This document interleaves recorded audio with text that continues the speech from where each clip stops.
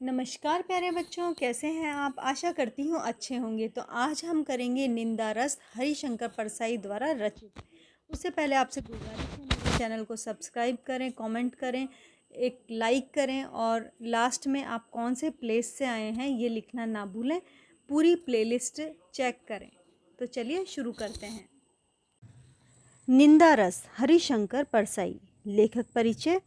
सुप्रसिद्ध हास्य व्यंग्य साहित्यकार हरिशंकर परसाई जी का जन्म मध्य प्रदेश के होशंगाबाद जिले के अंतर्गत जमानी नामक स्थान पर 22 अगस्त 1924 को हुआ था। तो ये इनका बर्थ प्लेस है। प्रारंभ से लेकर स्नातक स्तर तक की शिक्षा मध्य प्रदेश में हुई। तदुपरांत नागपुर विश्वविद्यालय से हिंदी में एमए किया।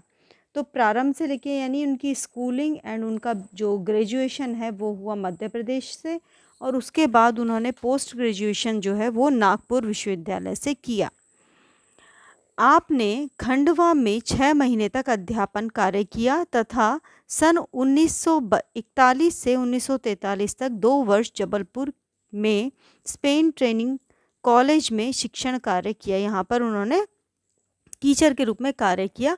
आप अध्यापन कार्य में कुशल थे। परसाई जी नियमित रूप से साप्ताहिक हिंदुस्तान, धर्मयुग एवं अन्य पत्रिकाओं के लिए अपनी रचनाएं लिखते थे। तो ये मैगजीन्स के नाम हैं। आपका निधन 10 अगस्त 1995 में ईस्वी में हुआ। प्रमुख रचनाएं कहानी संग्रह यानी स्टोरीज़ हैं उनकी, हंसते हैं रोते हैं जैसे उनके दिन फिरे, उपन्यास यानी नॉवेल्स हैं, रानी नागफनी की कहानी, तट की खोज, निबंध संग्रह ऐसे हैं, तब की बात और थी, भूत के पांव पीछे, बेईमान की परत, पगडंडियों का ज़माना, सदाचार का ताबीज, शिकायत मुझे भी है, और अंत में प्रस्तुत व्यंग्य रचना निंदा रस एक सुंदर कलाकृति है। लोग एक दूसरे के प्रति ईर्ष्या भाव से निंदा करते हैं। कुछ लोग अपने स्वभाव वश अकारण ही निंदा करने में रस लेते रहते हैं और कुछ लोग अपने आप को बड़ा सिद्ध करने के लिए दूसरों की निंदा करने में लगे रहते हैं। ऐसे निंदकों पर हरिशंकर परसाई जी ने करारा प्रहार किया है। तो ये जो रचना है निंदा रस, इसमें बताया है दूसरों की निंदा यानी बुराई करने वाले लोग जो हैं, कुछ लोग जलसी से प्रेरित होते हैं, कुछ लोग जो हैं उनके नेचर में ये होता है कि दूसरों की कमियां निकाली जाएं, और कुछ जो हैं वो अपने आप को अच्छा सिद्ध करने के लिए दूसरों को नीचा दिखाते हैं। मनुष्य के सहज गुण निंदा करने की आदत से परिचित कराने तथा अपने आप को यथासंभव उससे दूर रखने के उद्देश्य से प्रस्तुत रचना चयनित की गई है।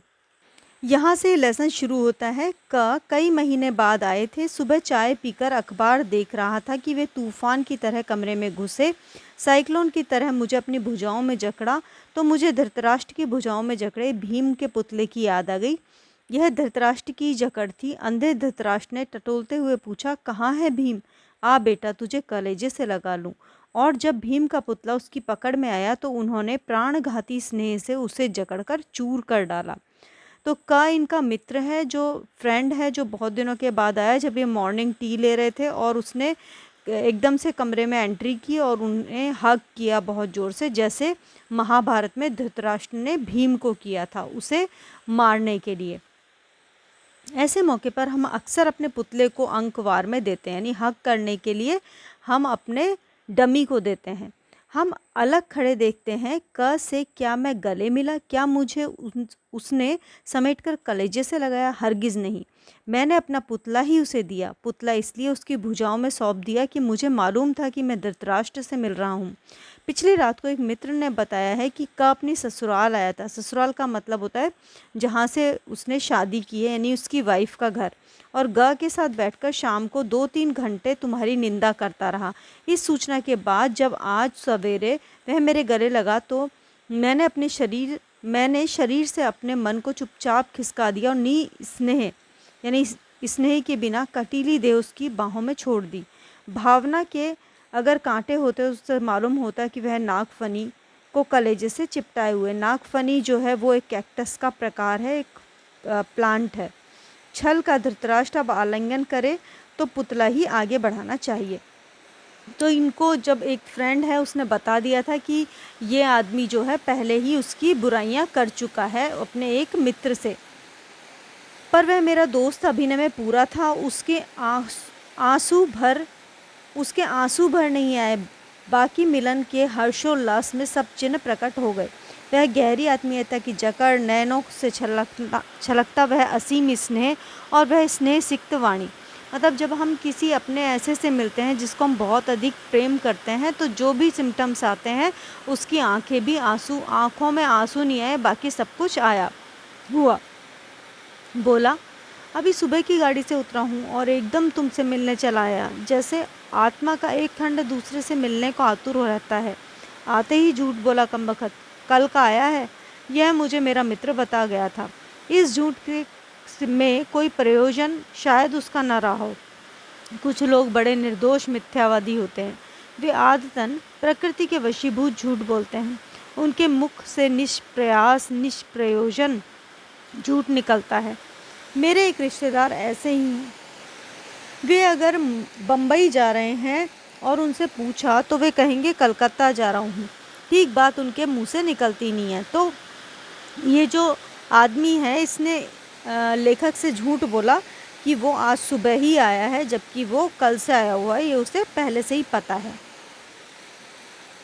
का भी बड़ा निर्दोष और सहज स्वाभाविक मिथ्यावादी है, यानी वो स्वाभाविक रूप से उसके नेचर में ही है झूठ बोलना। वह बैठा, कब आए, कैसे हो वगैरह के बाद उसने ग की निंदा आरंभ की। यानी जिसके पास बैठकर वो रात में इस लेखक की निंदा करके आया है, बुराइयां करके आया है, उसी की बुराई करनी आरंभ की।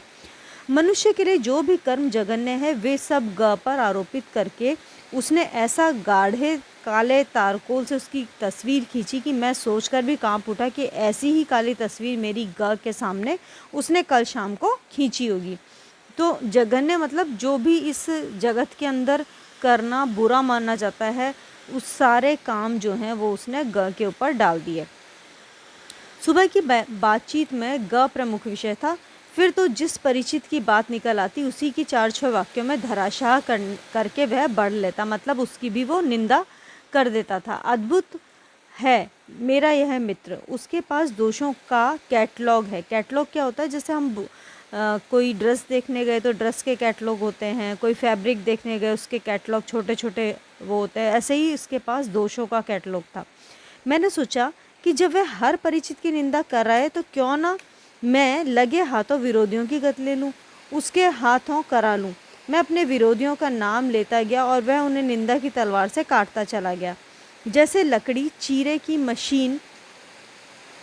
मशीन के नीचे मजदूर लकड़ी का गट्ठा खिसकाता जाता है और वह चिरता जाता है, वैसे ही मैंने विरोधियों के नाम एक एक करके खिसकाए और वह उन्हें काटता गया। कैसा आनंद था दुश्मनों को रण क्षेत्र में एक के बाद एक कटकर गिरते हुए देखकर योद्धा को ऐसा ही सुख होता होगा। तो उसने अपने सभी दुश्मनों के नाम लिए, जिनकी जो कमियां हैं वो ये निकालने लगा। मेरे मन में गत रात्रि के उस निंदक मित्र के प्रति मैल नहीं रहा। दोनों एक हो गए। भेद तो रात्रि के अंधकार में ही मिट गया। दिल के उजाले में भेद स्पष्ट हो जाते हैं। निंदा का ऐसा ही भेदनाशक अंधेरा होता है। 3-4 घंटे बाद जब यह विदा हुआ तो हम लोगों के मन में बड़ी शांति और तुष्टि थी। मतलब लेखक जो है उसने भी अपने विरोधियों की निंदा करा दी, तो उसे वो मित्र जो है वो अब सही लगने लगा। निंदा की ऐसी महिमा है। 2-4 निंदकों को एक जगह बैठाकर निंदा में निमग्न देखिए और तुलना कीजिए कि 2-4 ईश्वर भक्तों से जो रामधुन लगाए हैं। निंदकों किसी एकाग्रता, परस्पर आत्मीयता, निमग्नता भक्तों में दुर्लभ है। इसीलिए संतों ने निंदकों को आंगन कुटी छवाए रखने की सलाह दी है।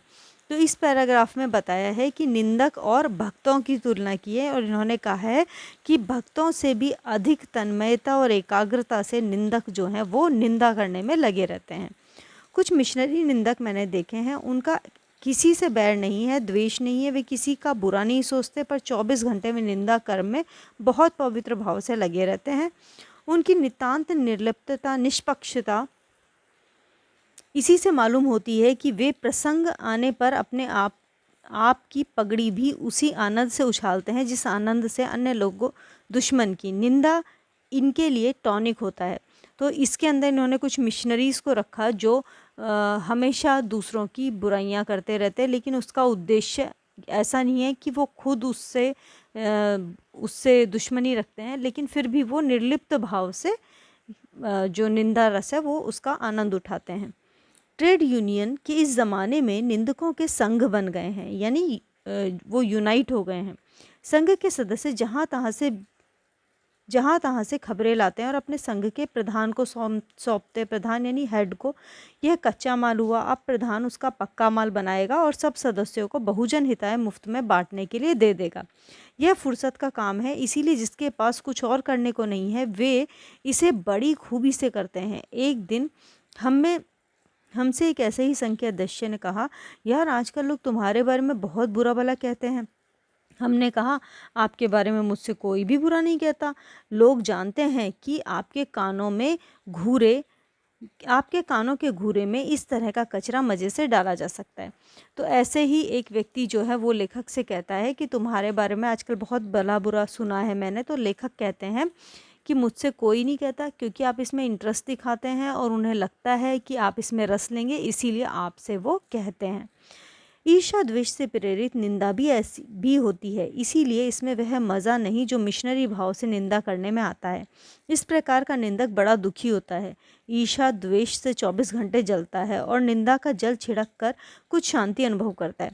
अब उन्होंने ईर्ष्या द्वेष से प्रेरित होकर कुछ लोग, यानी जेलसी से वो दूसरों की जो निंदा करते हैं उनके बारे में बताया। अभी तक मिशनरीज के बारे में बताया था। तो ये लोग जो हैं ये बेचारे बहुत दुखी होते हैं, जो दूसरों से जलस होकर उनकी निंदा करते हैं। ईर्ष्या द्वेष से 24 घंटे जलते हैं और निंदा का जल छिड़क कर शांति अनुभव करते हैं। ऐसा निंदक बड़ी दयनीय होता है। अपनी अक्षमता से पीड़ित बेचारा दूसरों की क्षमता के चार चांद को देखकर सारी रात श्वान जैसा भौंकता है। श्वान यानी कुत्ता। कुत्ता रात में जैसे भौंकता है वैसे ही ये बेचारे परेशान रहते हैं। ईर्ष्या द्वेष से प्रेरित निंदा करने वाले को कोई दंड देने की जरूरत नहीं है, वह निंदक बेचारा स्वयं ही दंडित होता है। आप चैन से सोइए, वह जलन के कारण सो नहीं पाता है। उसे और क्या दंड चाहिए? निरंतर अच्छे काम करते जाने से उसका दंड भी सख्त होता जाता है। जैसे एक कवि ने एक अच्छी कविता लिखी, ईर्ष्याग्रस्त निंदक को कष्ट होगा। अब अगर एक और अच्छी लिख दी तो उसका कष्ट दुगना हो जाएगा। तो जो ईर्ष्या भाव से प्रेरित होकर आपकी निंदा कर रहे हैं उनको आपको कुछ भी कहने की ज़रूरत नहीं है। वो आपकी प्रगति से ही जलस होते रहेंगे और परेशान होते रहेंगे। निंदा का उद्गम ही हीनता और कमजोरी से होता है। मनुष्य अपनी हीनता से दबता है। वह दूसरों की निंदा करके ऐसा अनुभव करता है कि वे सब निकृष्ट हैं और वह उनसे अच्छा है। उनके अहम की इससे तुष्टि होती है। बड़ी लकीर को कुछ मिटाकर छोटी लकीर बड़ी बनती है। जो जो कर्म क्षीण होता है त्यों त्यों निंदा की प्रवृत्ति बढ़ती जाती है। कठिन कर्म ही ईर्ष्या द्वेष और उससे उत्पन्न निंदा को मारता है। तो इसमें इन्होंने कहा है कि निंदा जो है, दूसरों की बुराई हम कब करते हैं? जब हम अपने आप को उनसे नीचा, हीन और कमज़ोर समझते हैं। और अगर आप कर्म और भी कम करते जाएंगे तो आप उतना ही अधिक निंदा रस के अंदर खोते जाएंगे और ईर्ष्या भाव से ग्रसित रहेंगे। इन्होंने उदाहरण दिया, जैसे इंद्र जो देवता है वो बड़ा ईर्ष्यालु है और निठल्ला है, कोई काम नहीं करता। स्वर्ग में देवताओं को बिना उगाया अन्न, बेबोया महल और बिना बोए फल मिलते हैं। अक्रमण्यता से उन्हें अप्रतिष्ठित होने का भय बना रहता है। इसीलिए कर्मी मनुष्य से उन्हें ईर्ष्या होती है। तो जो देवता हैं वो स्वर्ग में रहते हैं और उन्हें कोई भी काम नहीं करना होता है, लेकिन फिर भी वो मनुष्य जो है वो ईर्ष्या से उनके प्रति ईर्ष्या रखते हैं। और ऐसी बहुत सी कहानियाँ भी आपने सुनी होंगी। निंदा कुछ लोगों की पूंजी होती है। बड़ा लंबा चौड़ा व्यापार फैलाते हैं वे इस पूंजी से। कई लोगों की प्रतिष्ठा ही दूसरों की कलंक कथाओं के पारायण पर आधारित होती है। बड़े रस विभोर होकर वे जिस तिसकी सत्य कल्पित कलंक कथा सुनाते हैं और स्वयं को पूर्ण संत समझने की तुष्टि का अनुभव करते हैं। आप इनके पास बैठिए और सुन लीजिए, बड़ा ख़राब ज़माना है, तुमने सुना फलां और अमुक, मतलब हमेशा दूसरों के बारे में बातें करते हैं। अपने चरित्र पर आंख डालकर देखने की उन्हें फुर्सत नहीं है, यानी उनका खुद का कैरेक्टर कैसा है वो उसको नहीं देखते हैं। एक कहानी याद आ रही है। एक स्त्री किसी सहेली के पति की निंदा अपने पति से कर रही थी। वह बड़ा उचक्का और दगाबाज है, बेईमानी से पैसा कमाता है। कहती है कि मैं उस सहेली की जगह होती तो ऐसे पति को त्याग देती। तब उसका पति उसके सामने रहस्य खोलता है कि वह स्वयं बेईमानी से पैसा कमाता है। सुनकर स्त्री स्तब्ध हो जाती है, यानी सरप्राइज हो जाती है। क्या उसने पति को त्याग दिया? आप सोच रहे होगे क्योंकि वो अपनी फ्रेंड के लिए बोल रही थी कि उसको ऐसे छोड़ देना चाहिए। जी हाँ, वह दूसरे कमरे में चली गई, मतलब उसने त्यागा नहीं, वो केवल दूसरे रूम में चली गई। कभी कभी ऐसा भी होता है कि हम में जो करने की क्षमता नहीं, वह यदि कोई करता है तो हमारे पिलपिले हमको धक्का लगता है, हमें हीनता और ग्लानि आती है, तब हम उसकी निंदा करके उससे अपने को तुच्छ समझकर संतुष्ट होते हैं। उस मित्र की मुलाकात के करीब 10-12 घंटे बाद यह सब मन में आ रहा था। अब कुछ तटस्थ हो गया हूँ। सुबह जब उसके साथ बैठा था तब मैं निंदा के काले सागर में डूबता उतरता था, कलोल करता रहा। बड़ा रस है ना निंदा में, सूरदास इसीलिए कहते हैं निंदक शब्द रसाल कहा है। तो इन्होंने बताया कि जब वो मॉर्निंग अपने मित्र के साथ बैठे हुए थे और निंदा रस का आनंद ले रहे थे और उसके अंदर खेल रहे थे, कलोल मतलब उस पानी के अंदर खेल रहे थे, तो उन्हें बहुत अच्छा लग रहा था और इसीलिए इन्होंने सूरदास का भी उदाहरण दिया है। इसी के साथ ये अध्याय समाप्त होता है। आशा करती हूँ आपको अच्छा लगा होगा। मेरे वीडियो को शेयर करें, चैनल को सब्सक्राइब करें और प्लेलिस्ट चेक करना ना भूलें।